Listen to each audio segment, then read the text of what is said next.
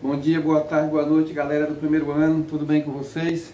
Vamos que vamos, com a força do povo, aqui nós de novo, entendeu?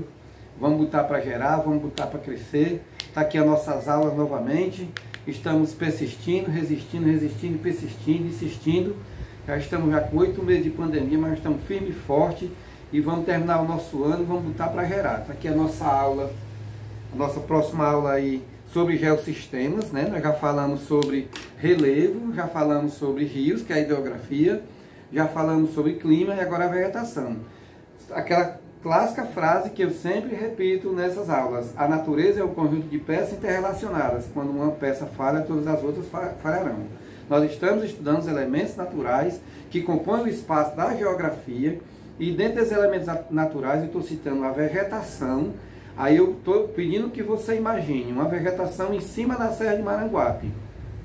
Por que lá chove muito em cima da Serra de Maranguape? Porque quanto mais alto o relevo, mais frio o clima. Por que vai chover muito? Porque existe uma grande quantidade de vegetação. Por que existe uma grande quantidade de vegetação? Porque chove muito devido à altura. E por que esse clima é frio? Porque além de quanto mais alto, mais frio, existe assim um processo da evapotranspiração, que é justamente assim uma intensidade de formação de oxigênio nesse ambiente, fazendo com que esse oxigênio durante a noite seja liberado em grande quantidade, se reúna com o hidrogênio naquela temperatura pela condensação, e aí tem a promoção de uma nuvem, de uma névoa que resfria esse ambiente mais ainda, e tem uma quantidade de abundância de chuva considerável. Por que os rios, as nascentes dos rios nessas montanhas? Porque chove muito, essa água penetra na rocha triturada, quando chega na rocha dura, sendo afrouxado pelas raízes, vai escoar lateralmente e vai fazer uma cascata, uma cachoeira, que aí dá a nascente do rio. Então o rio está falando com a vegetação, que a vegetação está falando com a serra, que a serra está falando com o clima, que o clima está falando com o relevo. Tudo isso, pessoal, é o que nós chamamos de integração geossistêmica, né? E a integração geossistêmica, ela traz assim uma abundância da vegetação, que seria a biostasia. Primeira classificação, que os ambientes são chamados de biostasia, ou seja, no ambiente aqui esqueci de colocar resistasia, mas era biostasia e resistasia. Anote aí no caderno de vocês, ao lado, biostasia e resistasia. O que é a biostasia? A biostasia é a abundância da vegetação, está aqui. Bio, assim, grande quantidade, presença, grande quantidade de vida, de florestas que existem em determinados ambientes. Eu cito o mangue, eu cito a Amazônia, eu cito o Cerrado, e eu cito a vegetação das nossas serras aqui, cearense, a mata pluvio-nebular. A resistasia é a vegetação resistindo, é um ambiente de resistência, que são os desertos, e que são, na verdade, a nossa caatinga do sertão nordestino, e tudo ali não tem uma abundância de vegetação, eles estão resistindo porque o clima é altamente desfavorável. Então não esqueça, tá aqui a biostasia, anote aí a resistasia, né? Para você entender, houve esquecimento, realmente, desculpa. Para você entender como é essa vegetação, você procura as características da vegetação, certo? E essa vegetação vai responder de acordo com o clima, de acordo com o solo, de acordo com o relevo. Por exemplo, se você chegar ali no Batoque, você vai encontrar uma infinidade de coqueiros. Por que tem muito coqueirais na praia? Porque o coqueiro é uma vegetação que precisa de muita água. Naquelas dunas tem uma abundância de água muito grande, porque chove muito no ambiente praiano. A areia é frouxa, porque é levada pelos ventos. Acumula-se muitas lagoas. As raízes do coqueiro é como se fosse uns canudinhos que você toma refrigerante. O tronco é altamente poroso, faz com que acumule uma grande quantidade de água, que é aquela água que nós chamamos de água, mas não, realmente não é água. Aquilo aí, galera, é um soro, né? Uma matéria líquida altamente assim saudável, que é a água de coco, e que deveria estar em ambiente seco, não, em ambiente de grande quantidade de água. Quando a gente chega, a gente encontra os cactos no sertão. Por quê? Porque os cactos não têm folha para perder a água.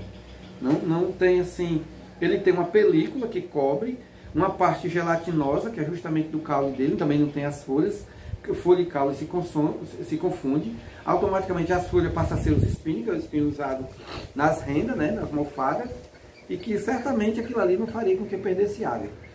Passa assim a temperatura de 40 graus ou mais que isso, e o cactus, as palmas, o mandacaru, o xique-xique se encontra verde, porque resiste àquele ambiente desfavorável à água. E existe também, por exemplo, a angélica, existe também a espécie da sabiá, a espécie da jurema, que perde as suas folhas no ambiente seco, altamente seco, que quando vem a chuva, elas se refolheiam e é uma forma de sobreviver àquele ambiente de dificuldades climáticas, de resistência climática. Então, quando você olha para a vegetação, que o caule, a folha, as raízes, o porte, tudo isso dá uma informação para você, aí você vai classificando. Logicamente é uma classificação a nível comparativo de paisagem, porque se você for para a biologia, o estudo é mais profundo, né? Das partes das folhas, parte das raízes do caule, a seiva, tudo isso aí. Mas assim, para você condicionar a paisagem, o espaço geográfico, nós temos essa classificação vegetacional, que ela vai responder sobre clima, sobre relevo, sobre solo, sobre rios, chuvas, etc, etc. Então, os caules são retos, pode ser reto, que é o caule do coqueiro, da carnaúba, do babaçu, e tortuosos, que é justamente o caule dos nossos cajueiros, por exemplo. Por que os cajueiros, exemplo, a título de exemplo próximo aqui, ele tem os caules retos? Porque, pessoal, a grande quantidade de minerais que existe no nosso solo aqui de Pinoretama contém ferro, alumínio, bronze, por isso que ele entorta. Assim, a limalha de ferro, você pode entortar o ferro e tudo, o arame e tudo. Então, por conter uma grande quantidade de ferro, esse caule vai assumir essa condição de ser tortuosos. Já o sal, se você pegar um pacote de sal e ele endurecer, ele fica assim uma coluna de sal. Tá ok? Portanto, por que o caule do coqueiro assume essa condição retilínea? Porque a quantidade de sal que prepondera na sua alimentação, vamos dizer, nos seus nutrientes e tudo. Então, isso aí são informações que uma vai dizendo, vai falando uma coisa da outra. Então, assim, o agrônomo já sabe que quantidade de ferro é onde tem árvores tortuosas e quantidade de sal onde tem árvores de troncos retos. Resistência das folhas. As folhas caem em certo período. Elas são chamadas caducifolha, caem em certo período, que é o caso da caatinga, né? Chove, aí se refolheiam, mas passa 6 meses, 8 meses sem chover, essa vegetação cai em uma espécie de adormecimento. Ela vai deixar de fazer suas funções, então ela passa a hibernar, porque ela não realiza suas funções através das folhas. Então, para ela se manter viva ali naquele ambiente que não está acontecendo a condição favorável de clima, ela fica ali letárgica, hibernando. Por isso que nós chamamos de caducifolha, né?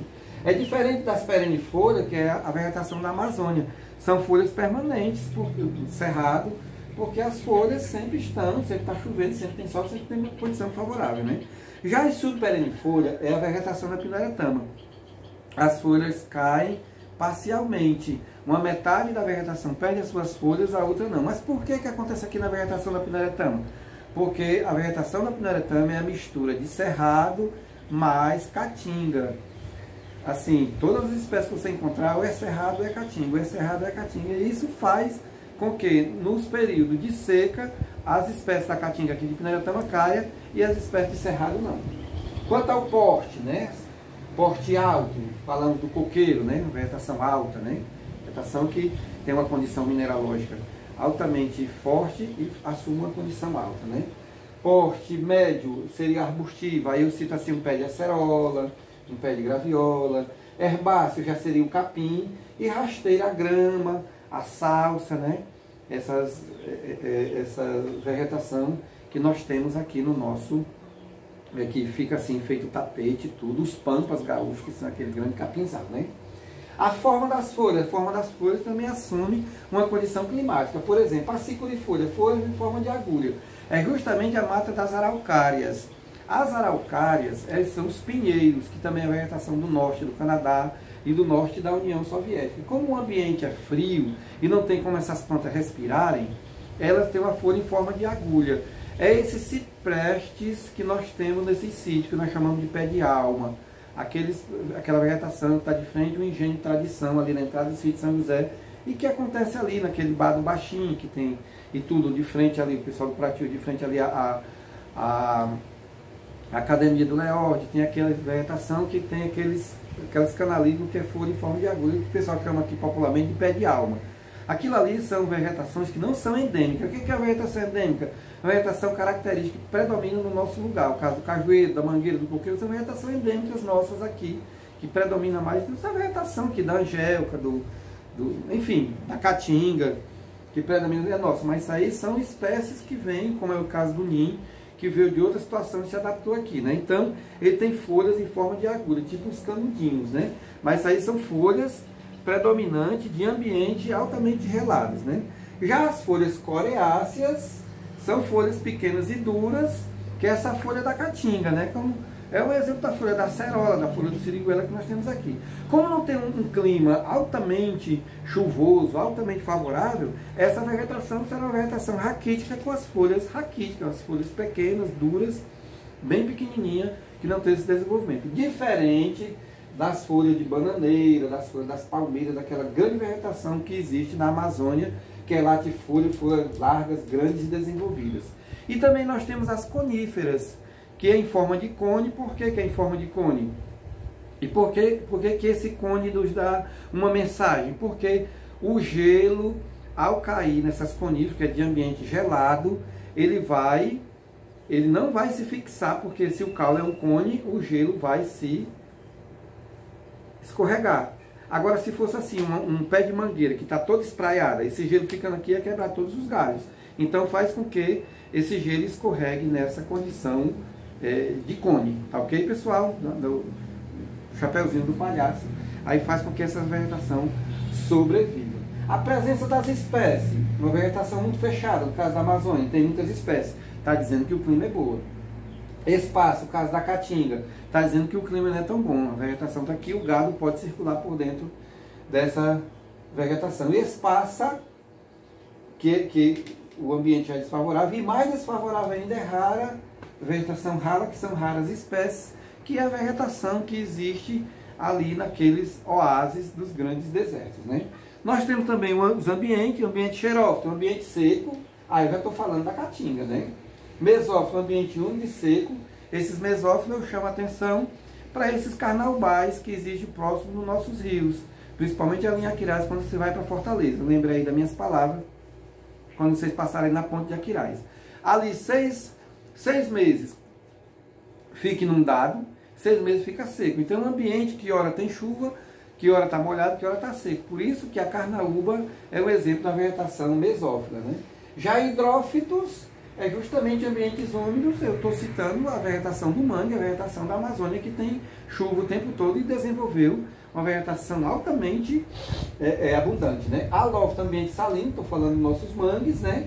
E tropófilo, que é um ambiente que varia de temperatura, que são a vegetação aqui de cima das nossas montanhas, que ora a temperatura na montanha à noite, ali em Maranguape, chega a 10 graus, mas quando chega durante o dia 35, 36. Hoje à noite, 10 graus, 5 graus, 35, 36. Então nasce aquela vegetação que nós chamamos uma mata tropical pluvio nebular.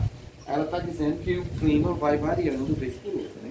As raízes são aéreas, que é tipicamente a raiz do mangue, porque as plantas respiram pelas raízes e os mangues ficam com as raízes sobre as águas para se ter uma condição de estar respirando ali. Então, quanto mais a maré sobe, mais o mangue vai se livrando.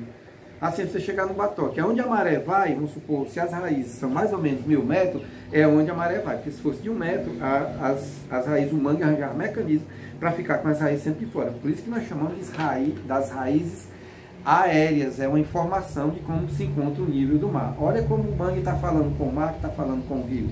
E a subterrânea é a nossa vegetação, aquele coqueiro, mangueira, que as raízes ficam debaixo da terra, respirando. Por quê? Porque existe espaço entre esses grãos de areia. Por que que eu sei? Porque quando chove, uma gama de quantidade de água, galera, fica acumulada no nosso lençol freático, a gente cava a nossa cacimba e extrai a nossa água tão suculenta, tão saborosa e tão saudável, tá ok?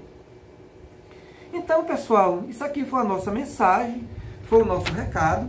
Espero que vocês tenham entendido, espero encontrar em outras oportunidades. Fique com Deus, em paz, tudo de bom para todo mundo.